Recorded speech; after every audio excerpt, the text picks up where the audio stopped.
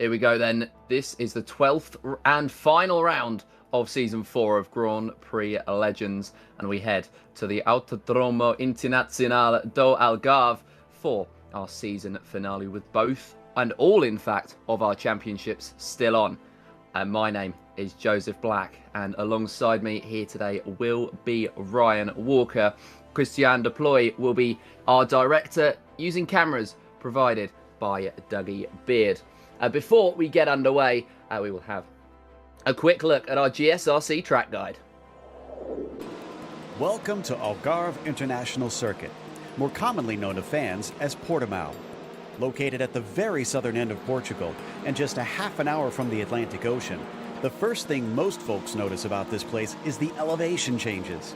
It has nearly as many rises and falls as it does corners, which, for those curious, is either 15 or 16 turns, depending on which of the 4 layouts you choose.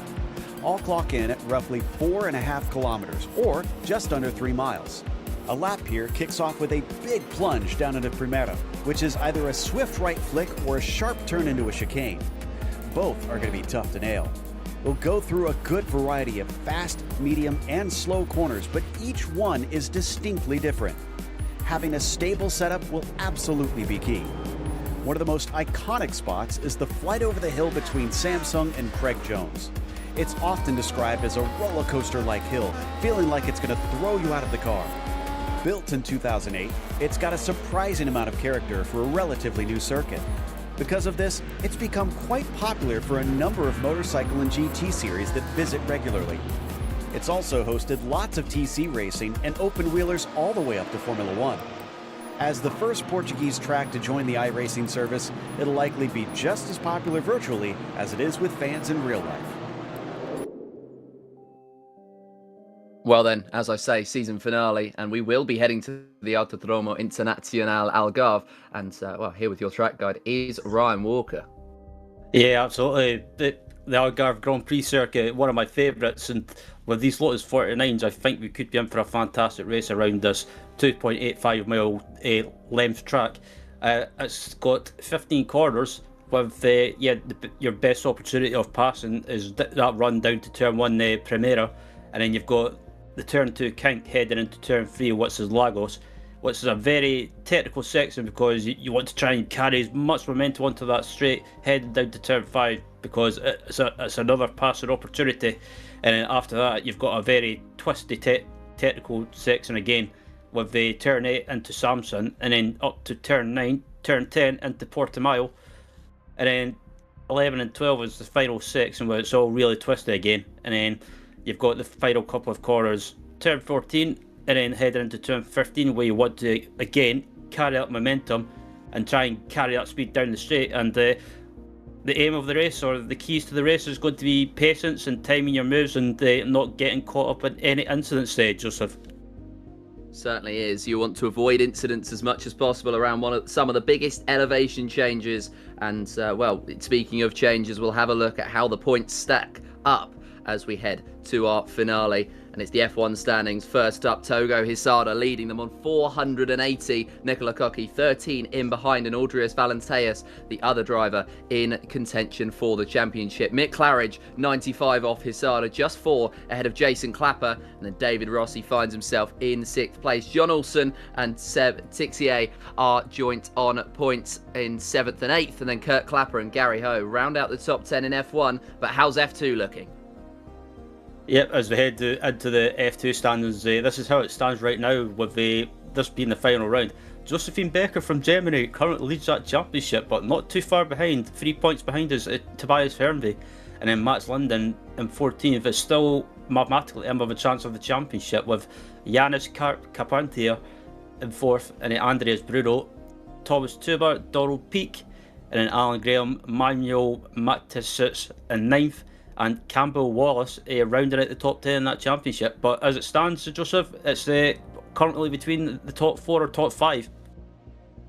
Certainly is, and well, as Joseph, I'm hoping that Josephine is able to get it over the line. But looking at the Nations Cup now, and Japan has the lead in that one, 69 points ahead of Italy, who are just shy of 500. The United States find themselves in third place in a battle of their own with England and the United Kingdom, who have 1 point separating the two. Ukraine find themselves in sixth place with their sole representative Valenteas, who'll be hoping to find his way further up this standing, as well as the F1 standing. And then Spain, Argentina, Sao Tome and Principe, and then Denmark round out the top 10 in the Nations Cup. But yeah, we have a very good race right ahead of us here at Algarve, here in Portugal. And while the elevation changes will test these classic cars, and I cannot wait to get underway for the final round of this season. The 19 laps will be getting underway very shortly. You've got open setups, so you can do whatever you like to it to deal with those elevations. No spare car, and then a drive-through at 17x and a disqualification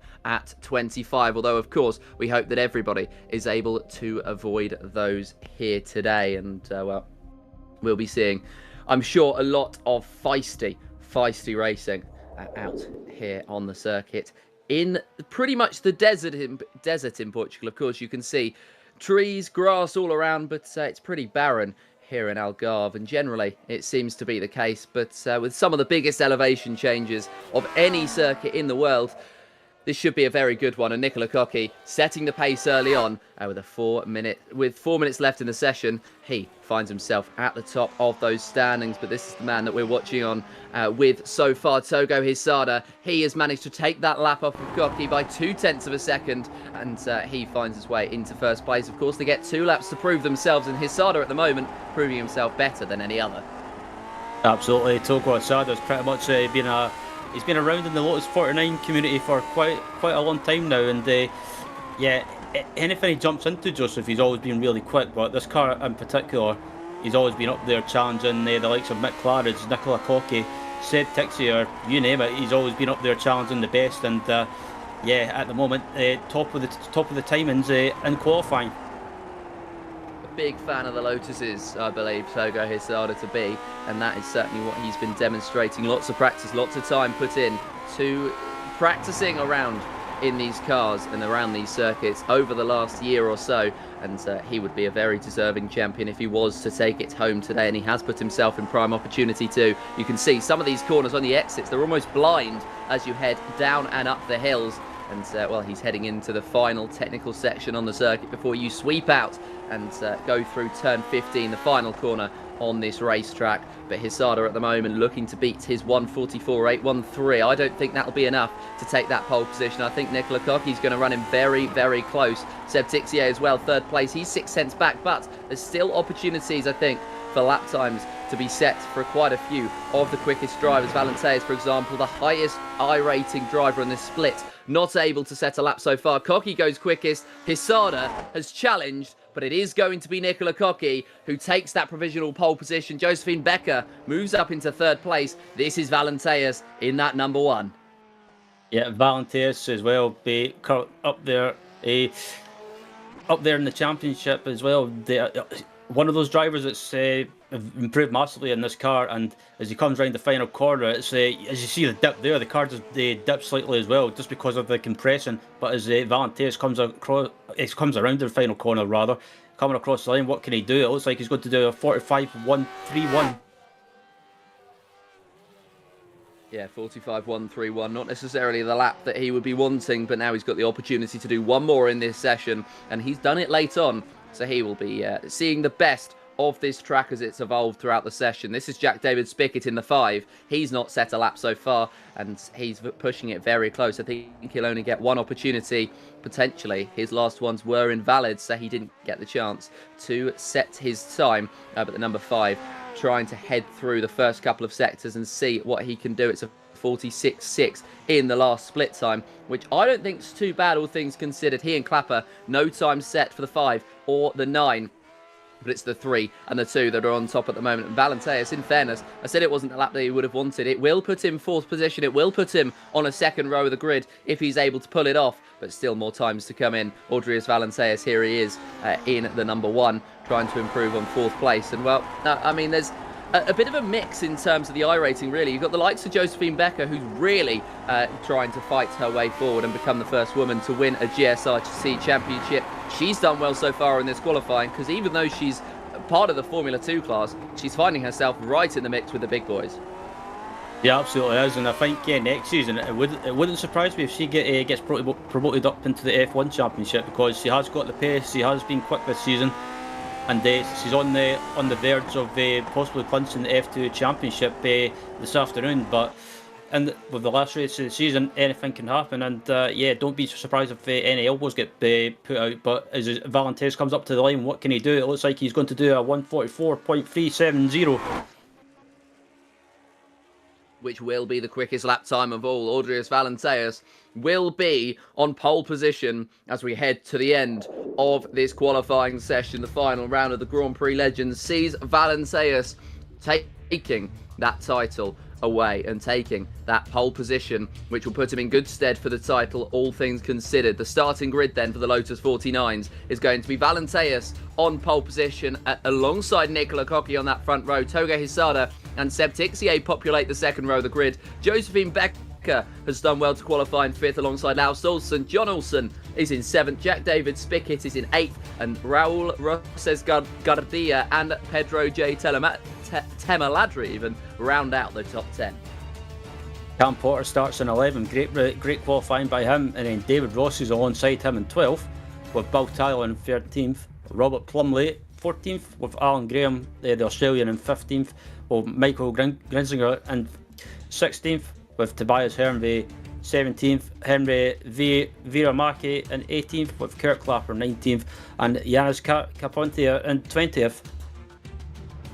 Yeah, and that's the first 10 rows of the grid. But looking further back, Samuel Power qualified 21st alongside Damien Struthers, Sandy Banerjee, Nick Allaire and Jason Clapper will round out the field. Of course, Jason never usually a qualifier, and so he, will be starting from 25th and last place in the 49s. But as we head to race day here in the Algarve, we get a beautiful shot of the sun, a beautiful shot of the fans in the grandstand, and everyone who's worked so hard across the course of this season will be seeing their championships come to an end here today. Of course, 12 races, 12 weeks, that's 3 months worth of action that the drivers have been contending with, and they are lined up on the grid for the final time this season. Not the final time in 2025 though, as the new season will be starting straight away next week. But this is the culmination of 3 months worth of work. 19 laps sit ahead of the drivers, and it's Valentais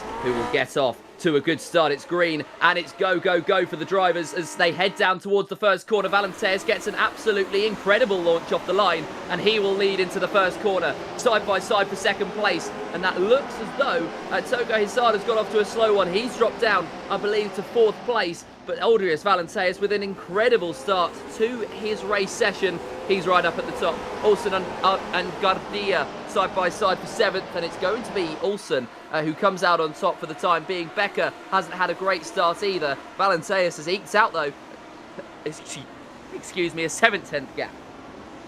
Excuse me, yeah, absolutely. As they head into the hairpin now, and I was interested to see if anyone was going to try and make any moves into the hairpin, but it looks like everyone's been relatively clean so far, as Cam Porter making a good start, holding that 11th place. Actually, he's losing that 11th place now. It looks like he might fall back down to 12th place, as maybe just being a little bit cautious on the first lap.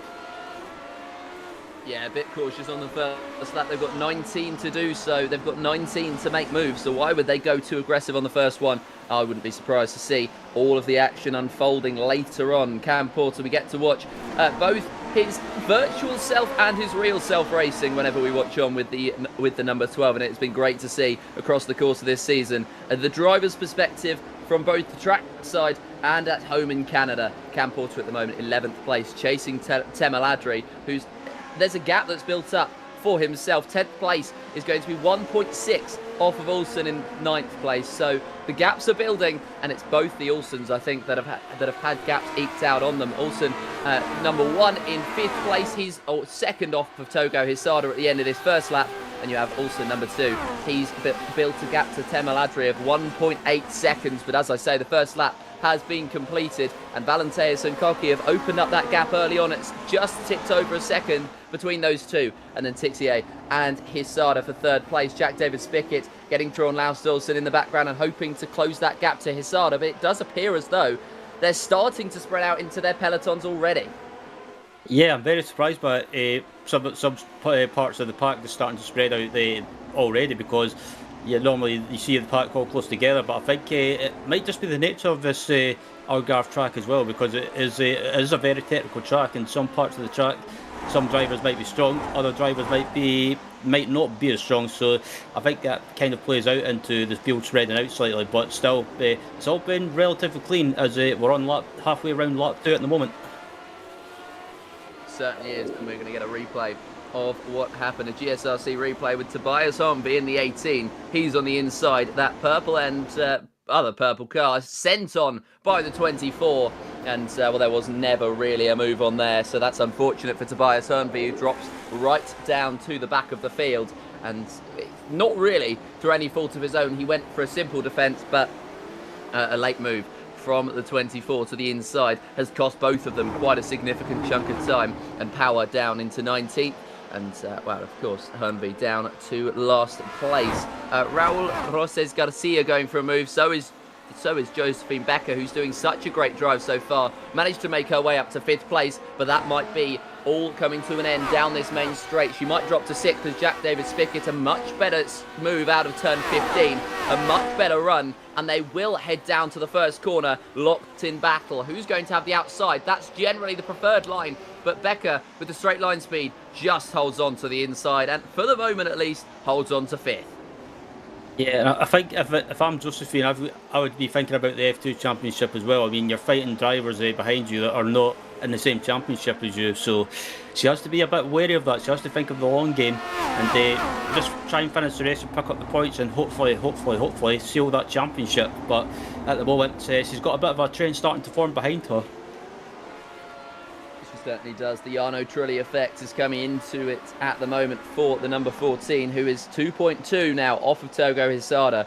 And these two further down in that battle, of course, we can see that 14. We can see Jack David Spickett in the 5. This is Olsen and Garcia and the number 4 all over the back of the 10, hoping to get through soon. They have a slight moment where they go over that hill, where they are not on the circuit. They have a very, very brief millisecond where they are flying.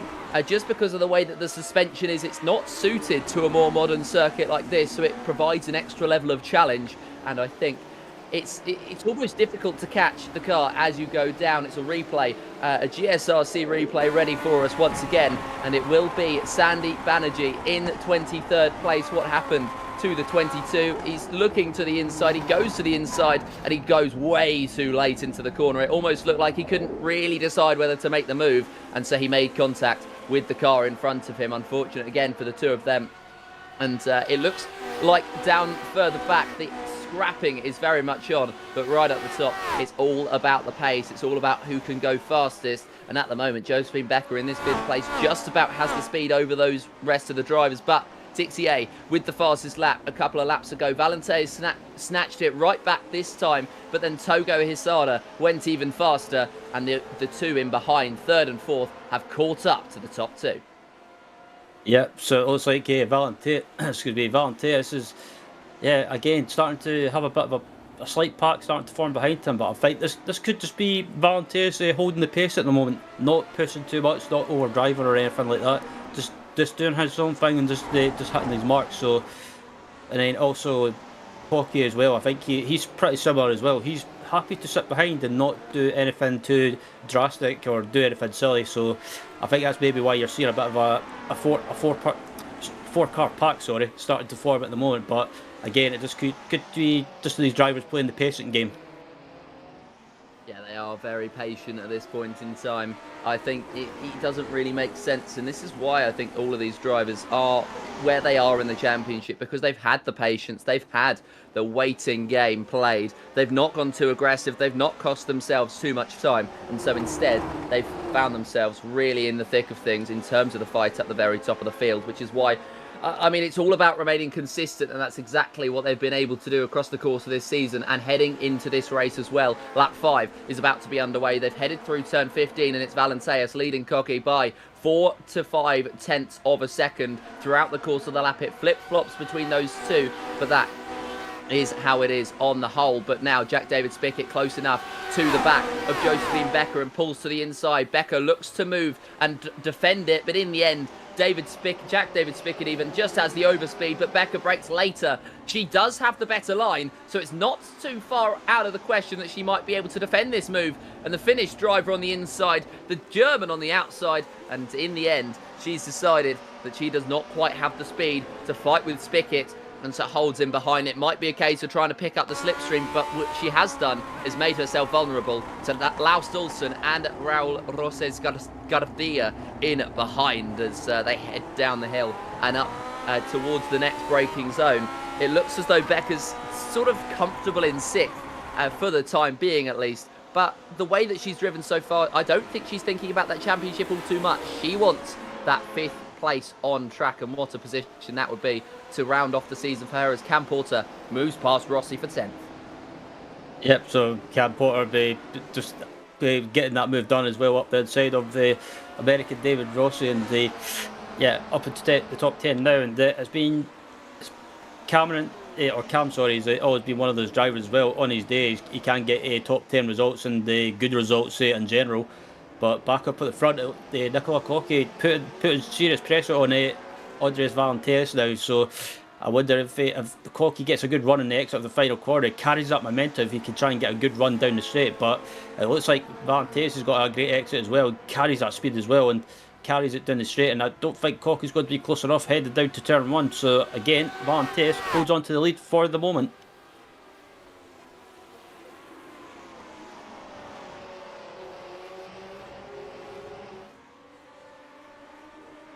But again, as they head into the hairpin now, Cocky closes up under braking, but just again can't get the move done. So Valenteus doing a great defensive job at the moment, holding on to that lead as we're on lap 6. But further back, Alson, it looks like he's trying to make a move on the inside.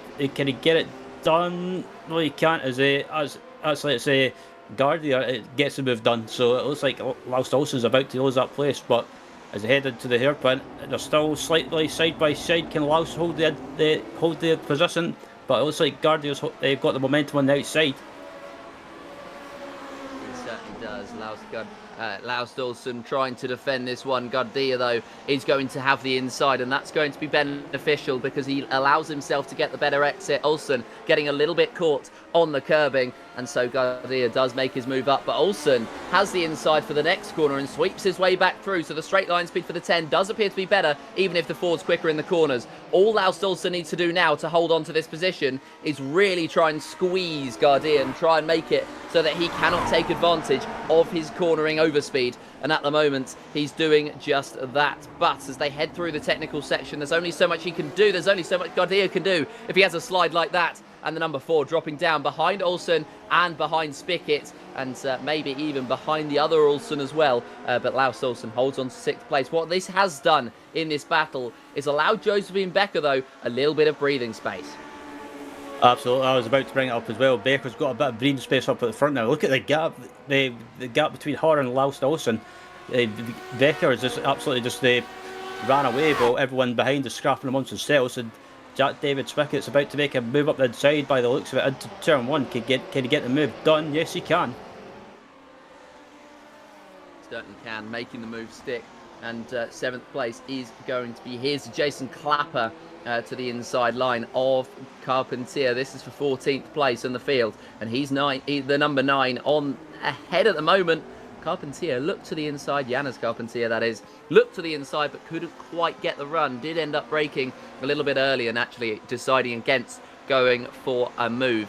As well, we see a lot of these drivers still fighting it out lower down the order. Another view of another driver, Seb Tixier, here in 3rd place with his VR headset, and it just allows himself to immerse himself in this battle, and it's impressive that he's still able to be quite this fast with that headset. Usually you can see yourself maybe losing a second when you've got one on. Not in this case, as Nicola Cocky goes for the move. Valenteus is under pressure but instead he looks like he's going to yield it for now so he can get the better exit. He breaks early.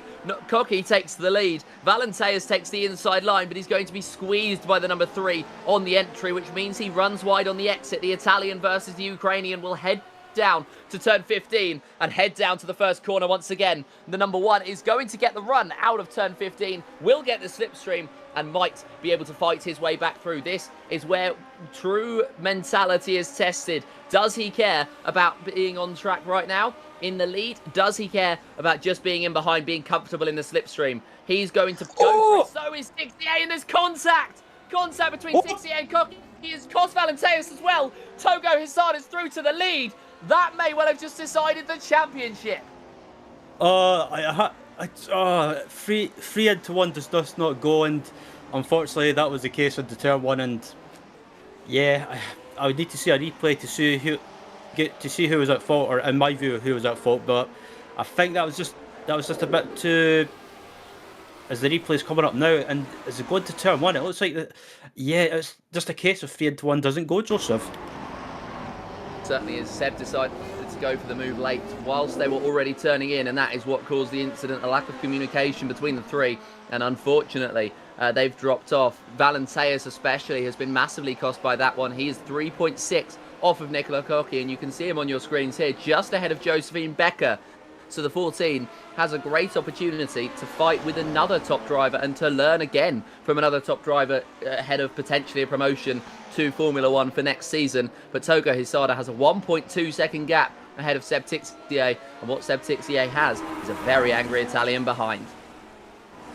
Yep, so I think I wouldn't be surprised if you see a bit of angry driving from Nicola Koki as well. But as I look at Josephine Becker at the moment, currently in 5th place, right behind Valenteus. But I wonder if someone's on the grass on the inside there. But I wonder if Valenteus might have some slight suspension damage.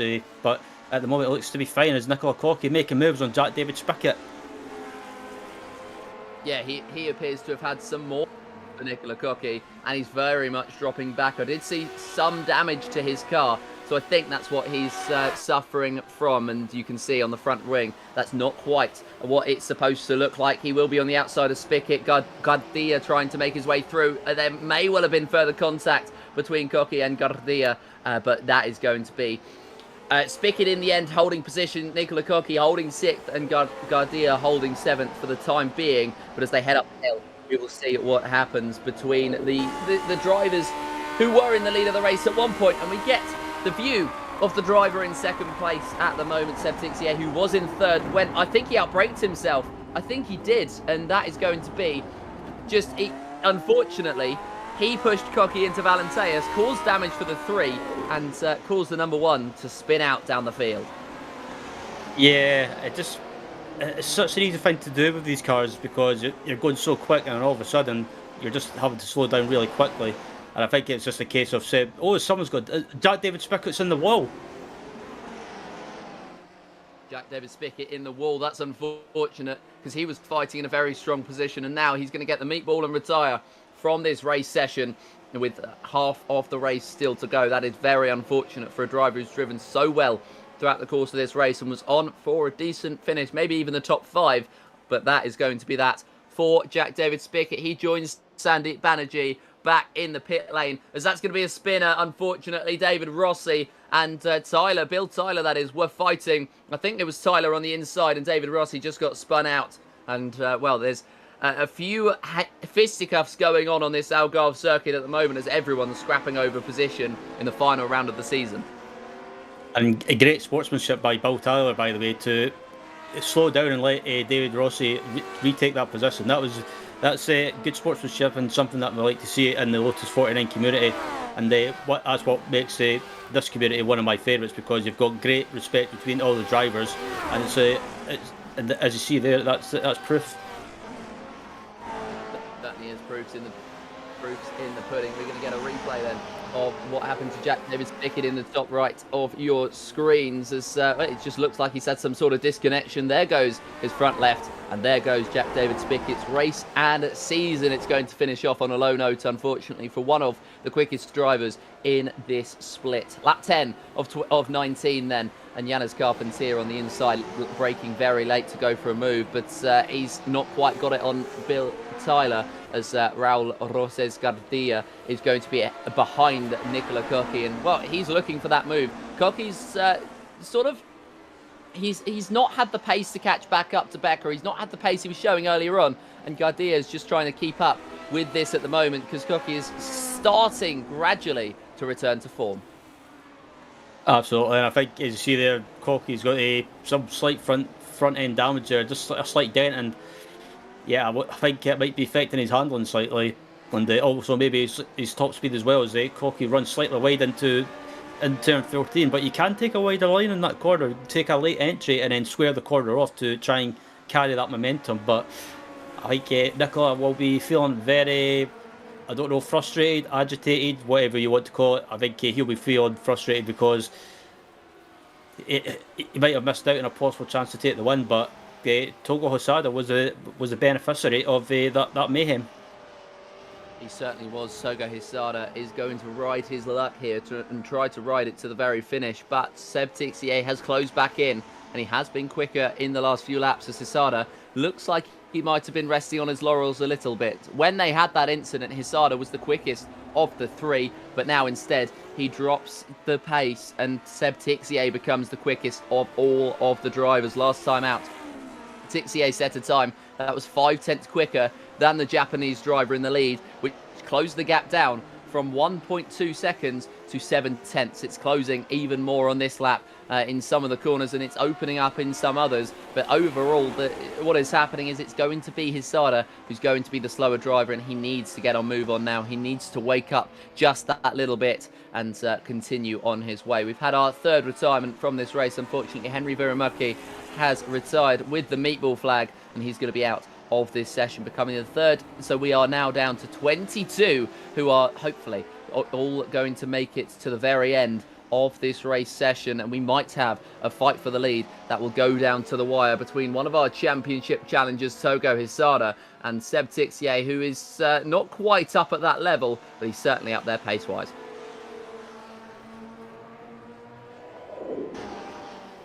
As we're going to get a GSRC replay here, is what is going to happen to the number 20. Just veered off, and that is very much a meatball flag for himself. That is unfortunate way to end his season, and that is going to be that in his case, as 12 of 19, and Togo Hisada continues to lead this way against the Frenchman of Seb Tixier. Audrius Valenceus has not had the opportunity just yet to close in. He doesn't appear to have the pace that he had earlier on, so maybe, just maybe, he might have had damage. Having said that, he was the quickest on the circuit last time out by about 0.04 of a second to the next quickest driver. And in fact, it's Valenceus leading Tixier in terms of the personal best last time out. So maybe Valenceus doesn't have the same thing. Although I do believe it may well have been an invalid lap last time, because it appears to be his personal best, but it appears to be the case that he is pushing. He still thinks that he can find his way into these top two, into the fight for this top two. Absolutely. As I look at Seb Tixier as well, currently still trying to put Togo Hisada under pressure now. The question is, what do you do if you're Togo in this situation? You're in contention for the championship. Obviously, you want to win the race, but something in the back of your mind, or the back of Togo's mind, is telling him, think of the championship and just try and finish. And if Seb does try and take a move, just try and maybe settle into second. But it's one of those things. Obviously, you want to win the race and take the championship and still, but you've got to, sometimes you have to think of the bigger picture. As Josephine Becker is right behind Audrius Valenceus as well. So Valenceus maybe still struggling with damage suspension or whatever it is, but maybe just not up to the pace that you were mentioning, Joseph. So I think again it was a case of a possible win for Audrius, but again just that incident in turn one took him out of contention. Last time out, Audrius Valenceus set a 1 minute 44.827. Josephine Becker set a 44.747, so his 0.08 quicker. And then impressively, Togo Hisada and Seb Tixier both set a 44.867. So the top two matching each other on pace at this point in the race, which could be so very important because they are quicker in different parts of the circuit. It's not like Togo's quicker in the corners, as is Seb. One is quicker in the straights, one is quicker in the corners, and I believe it's actually Togo who's quicker in the corners, so Seb is taking full advantage of the straight line speed to try and fight his way into this battle and fight his way into the lead of the race. Nicola Cocky was the quickest of everybody last time out, so he notices and he's worked out how to make that car quick again. But I think it might be too little too late. Lap 13 of 19, there's going to be 6 to go when we cross the beam next time around. And Togo Hisada and Seb Tixier just look like they've got that gap. Nicola Cocky's got about 8 or 9 tenths back between these drivers, as that is going to be it, I think, for Nicola Cocky's championship chances, unfortunately, unless anything happens to Togo Hisada or something like that, as, well, we do have a little bit more information from Jack David Spickett, and I won't be as crude as he was when he said it, but it appears as though his monitor has turned off mid-race, which is very unfortunate, especially considering where he fought.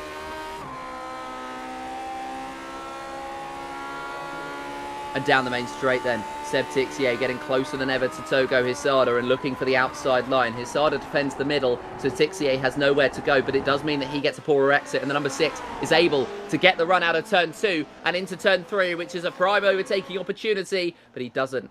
He doesn't go for it just yet. Turn 5 is the next one where he can make his chance, where he can create his opportunity, and where the Frenchman can find his way to the lead of the race. 3 tenths back, no overspeed for himself, and so he's not going to close in to Togo Hisada as much as he would have liked. And, well, that's one opportunity gone begging, and every single time I think he's going to miss an opportunity now, it will feel as though it's an opportunity miss. It's less like he's sitting in behind, because I think overall Togo Hisada is the quicker of these two drivers.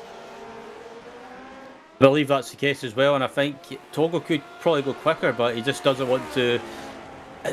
It's probably one of those things as well, Joseph. It could be Togo's maybe just tensing up slightly, just doesn't want to.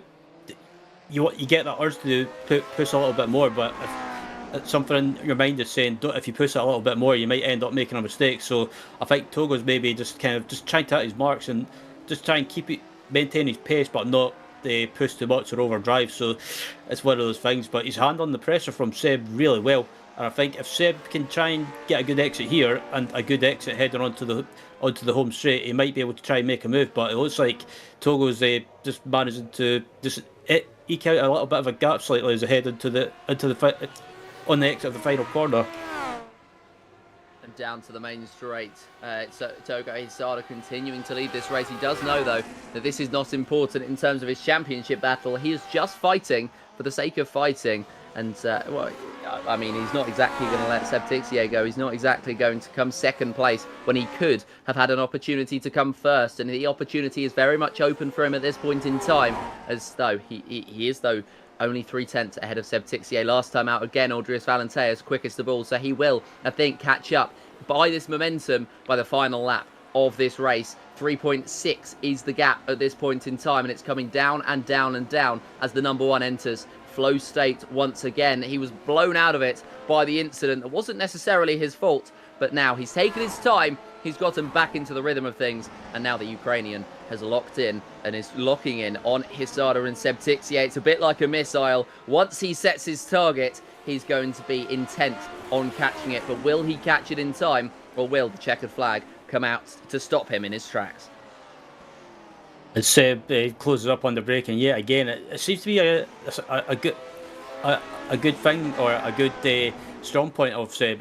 He's good on the brakes, he can close up under the brakes, but just it's a bit of a swings and roundabouts situation. Togo can just eke out that gap basically as soon as they get onto the straight, but under brake, and Seb can close the time back up. So if you're Seb, you've got to try and figure out where you can try and make Togo make a mistake. But it's one of those things. Togo is a very hard driver to get to make a mistake or make crack. As Cam Porter's currently in 9th position at the moment, still, and he's under pressure from Jason Clapper now, who's made great progress through the field. As Cam has a bit of a tank slapper. He does. Cam Porter has a tank slapper. He's not happy with himself, and he's opened the door to Jason Clapper as Audrius Valenseas, quickest of everybody on the last lap. 44.5, almost bang on. In fact, it is bang on the timing screens, and he will be fastest of all on that occasion. Togo Hisada a bit quicker on the previous lap time of 44.7, but still Audrius Valenseas has caught 2/10, and he will continue to catch towards the end of this one as Porter's under pressure from Clapper. He's to the inside of turn number 1, and there's only so much you can do, Cam Porter, before Jason Clapper inevitably gets his way through. Started from 25, did Clapper, and he's now up to 9. So he's within the top 10, within a great opportunity of getting even further up. But 4.8 the gap between himself and John Olsen. I'm not sure if that gap is going to be changed at any point in this race. Togo Hisada carrying the hopes of his country on his back, and of course on his car as well, is hoping that he'll be able to pick up an impressive double here today, as well, Japan do lead the championship in the Nations Cup as well. So if he takes the victory, then he will take that championship home and the drivers. So he'll take an impressive double, and well, he'll establish himself as one of the elites of the GSRC Grand Prix legends. Samuel Powell, well, ironically, appears to be struggling and losing power in that 24. And it looks like he might be having a problem. Indeed, he has spun, so he's dropped down to 18th place. So it's all about damage limitation now for the United States driver. As well, it's a little bit less like that for Togo Hisada, who's just ahead of Tixier. This might be an opportunity with 3 to go. 2/10 between the two, but again, Tixier not quite able to eke it down the straight. Yep, and time's running out with 3 laps to go, and heading into the hairpin now. This is the strongest point of the track for me with Seb. He's got a great run here. He's closing right up, and he carries up momentum, and he's a lot closer to Togo than he was before, but just not close enough to make a move into the hairpin. Again, Togo just doing enough to try and just keep that steady gap. About doing enough to keep that steady gap, and that's exactly what he's doing at the moment. It's Togo Hisada. He's kept about 0.4 of a second for the last 5-6 laps, something like that. He's managed to soak up the pressure from the Frenchman extremely well, and the Japanese driver looks set to go home and take home a championship. 3 to go, and Audrius Valenseas has not made the inroads he would have wanted to on the previous lap. He is 3.3 in behind Tixier, and it doesn't look as though he's going to be able to get the opportunity to even fight for this race lead, let alone the race victory, come the end of this one. Tixier had a little brief look to the inside. He has run himself wide, though, so it's the risk versus the reward, and at the moment, that was a risk that did not pay off. Yep, and Seb's ended up falling back because of that, so again, he's got it all to make up now, and I think he's about about a second to 1.1 seconds behind now, and I think it might have just cost himself a possible chance of the win. But again, Togo handling the pressure brilliantly, so he's doing what he needs to do to try and wrap up this championship at the end of the race. But heading into turn 1, that gap is down to under a second now, as Valenseas sets the fastest lap of the race so far. Certainly does. Valenseas, he is quick, but he is not quick enough to close that gap, and I think that is going to be game, set and match for Togo Hisada in terms of the lead of the race. 2 laps to go then here on this racetrack, and Seb Tixier not able to close back in. Instead, it's all going to be the case of Togo Hisada leading the way. Audrius Valenseas might catch Seb if there's any more mistakes out of the Frenchman, which you would imagine are going to be not too far off. Unfortunately for him, is looking further down the field. We haven't had a look at many of the battles further down this field because of how close it's been up the top. But Yanez Carpentier fighting away and trying to take the position off of Alan Graham. Cannot quite do so. Tries the up and under. Does not get that one off either. And Michael Grissinger watching this one in the background with glee is the number 19, the United States driver in behind the Belgian.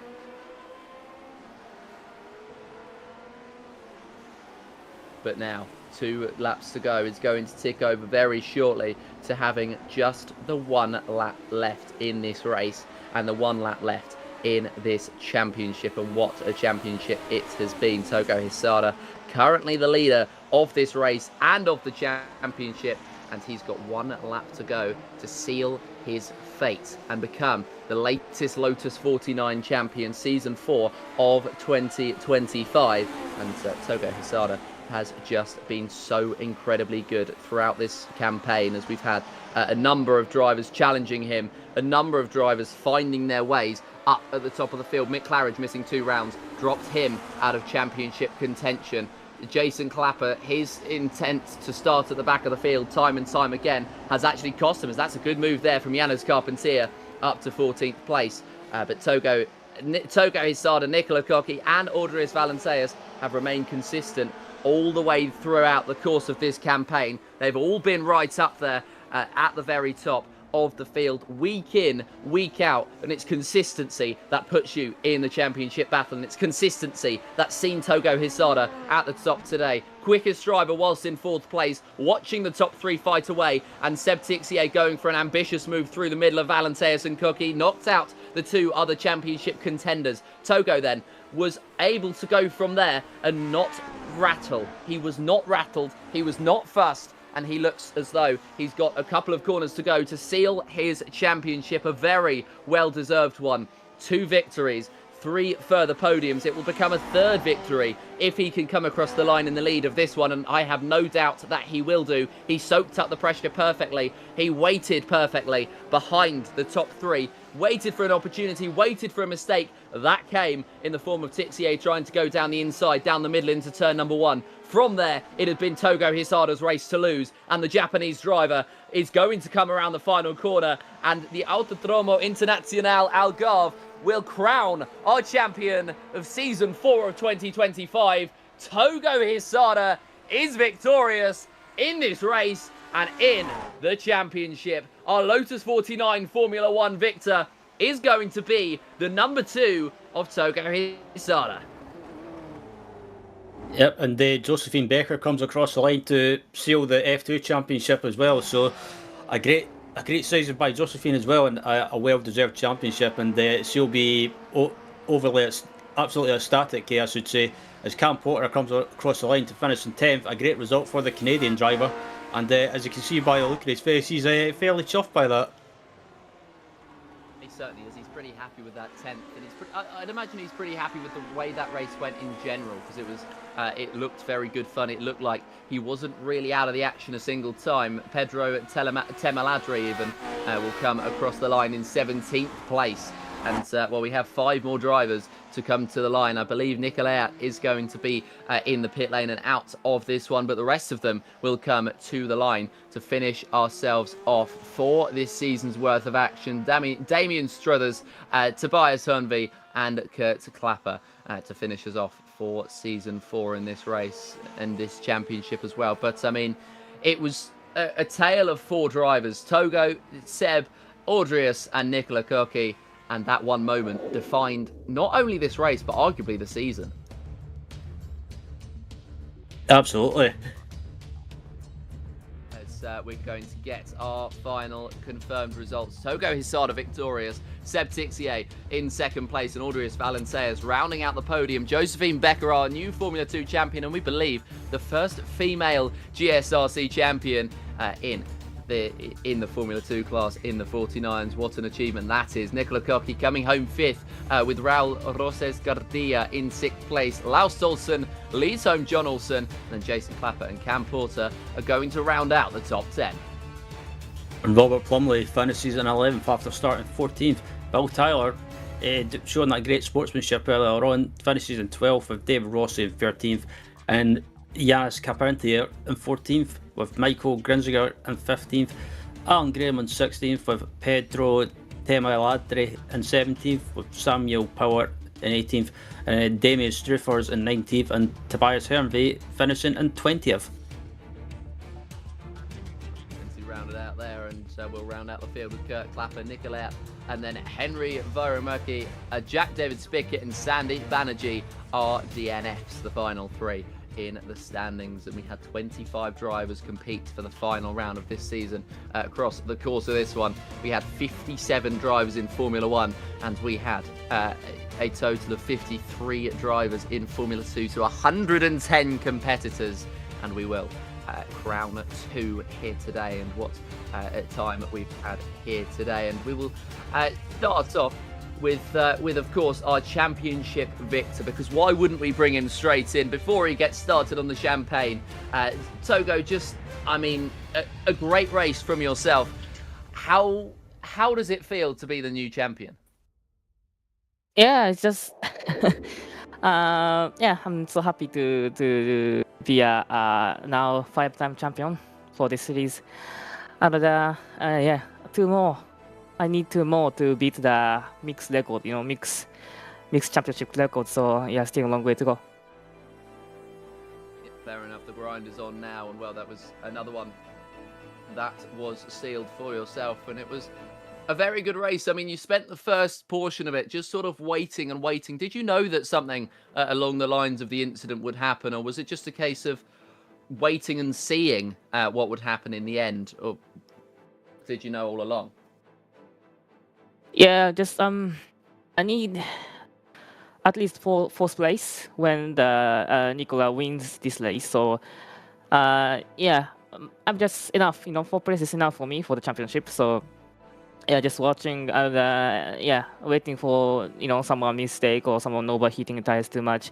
But yeah, that incident is clearly not I expected to happen. But yeah, fortunately I avoid the contact, and yeah, there's a chance, there's opportunity, so I take it, and yeah, that's it. Sometimes you have to ride your luck, sometimes you make your own luck, and sometimes things just fall into your lap. I mean, of course, you've picked up that championship now, and I mean, you talked a little bit about your next steps, but are you coming back for season 5? Are you going again? Is it going to be another championship charge from yourself to finish off 25 and into 26? Yeah, as I said, my one of my goal is to be to be a driver who won the most, yeah, the most championship. You know what I mean? So my one of my goal is to beat the mixed record of championships, and also, yeah, I'm lose the I lose the championship with a lot of 79 this season. So I need to come back. I need to fight back that championship. Of course, to the next season. So yeah, probably I'm doing the letter 79 and 49 in the next season. And maybe I have some time. I want to hop in the in the vintage series also. Seeing you in the IMSA Vintage Series, and hopefully back in the 49s and the 79s next time. But yeah, congratulations on your championship. We'll let you go celebrate now. At first, my father, who is enjoying the original Grand Prix Legends in the early 2000s, and that's why I'm racing with this car. My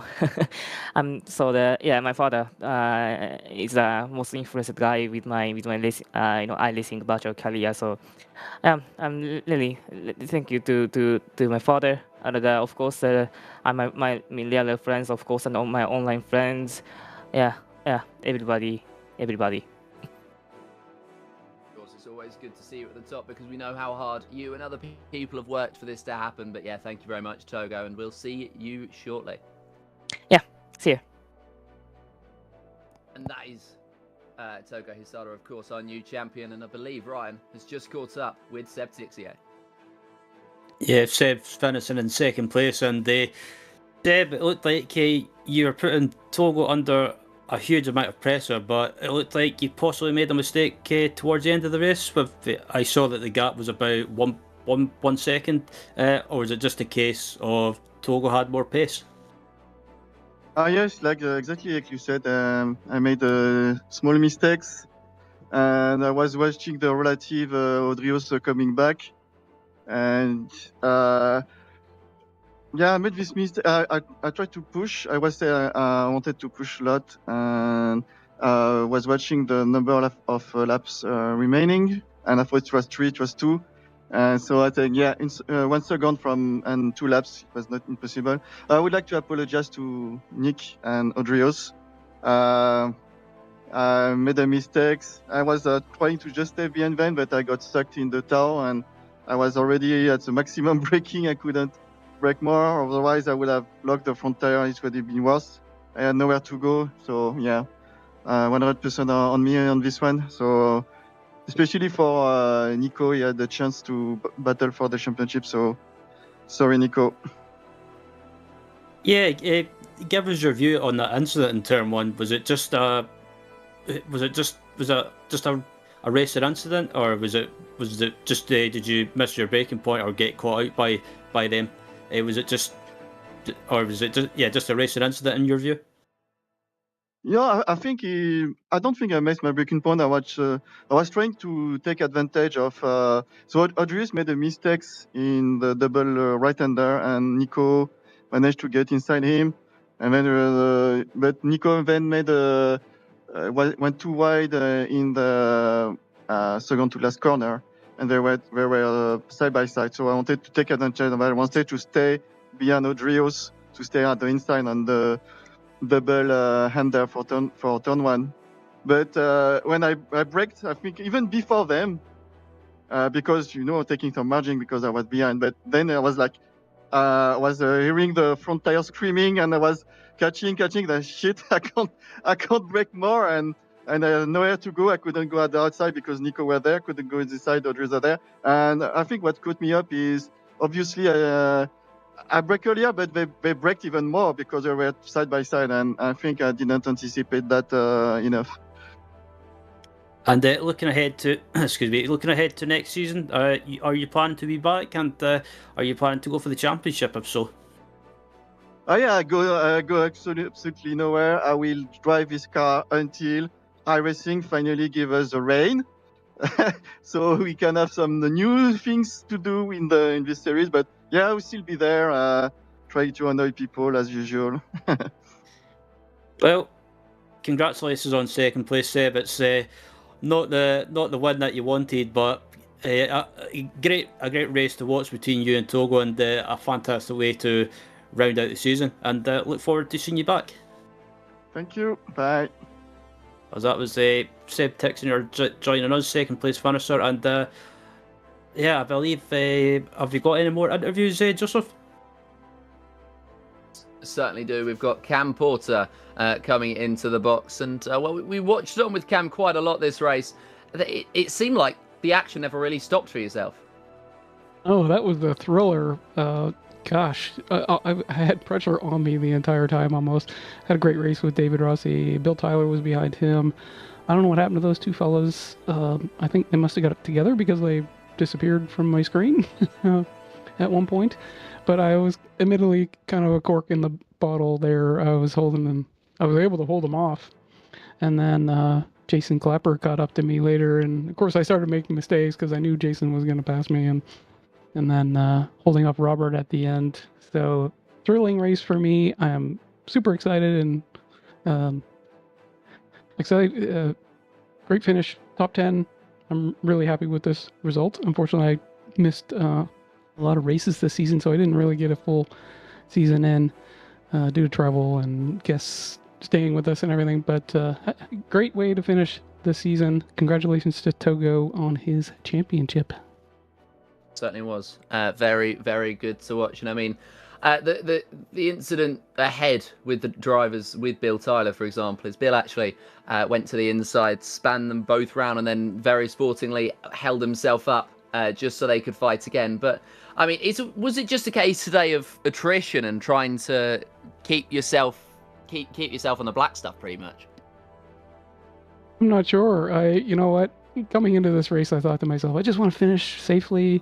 But of course, once we get into the race, I do this for the thrill of the chase and the excitement of it, and just driving around sedately isn't as thrilling as actually fighting and trying to do well. I raced this race last night, and when I never got into the 45s, but I got into the 45s many times this race. So I'm happy to pick up some pace and have a great race and great result today.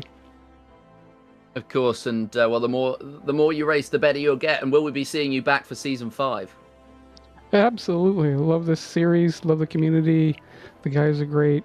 Yeah, looking forward to next year. It'll be certainly good fun. Well, thank you very much for joining us today, and well done on your top 10 finish. Just about snuck your way in there. Thanks, guys. We'll see you. And that was Cam Porter, then the driver, who finished in 10th place. We spoke to 10th, 2nd, and 1st there.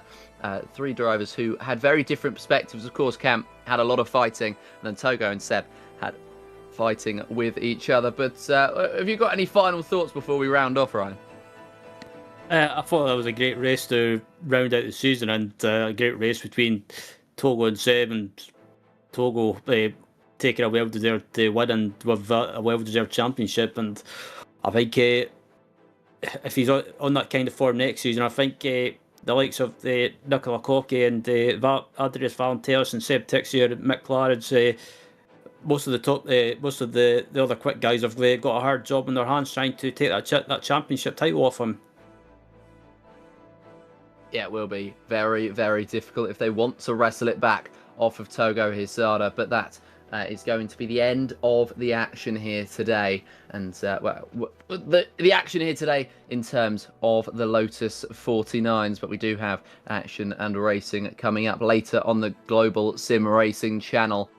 5 p.m. UTC or 12 o'clock Eastern Time. It will be another race around Algarve, this time in the IMSA Vintage Series. Upcoming is going to be the Lotus Grand Prix tomorrow, the MX-5 United on Tuesday, and then the Sim Racing Republic next Sunday, as of course we wind down the action even for 2025. But of course, the seasons never stop. We've got season 5 of this. We've got season 5 of everything else coming very, very shortly. But from everybody at Global Sim Racing Centre, race hard, race clean, and until next time, it is goodbye.